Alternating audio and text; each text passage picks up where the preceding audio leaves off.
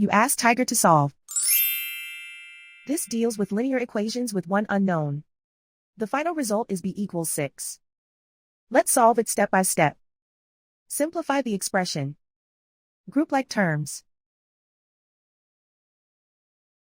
Combine like terms.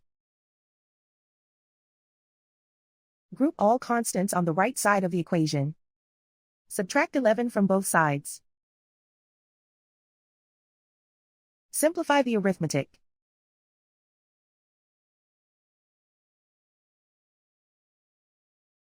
Convert the b into a positive number. Multiply both sides by -1. Remove the ones.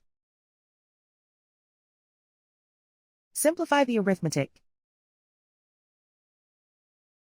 And so the final result is b equals 6.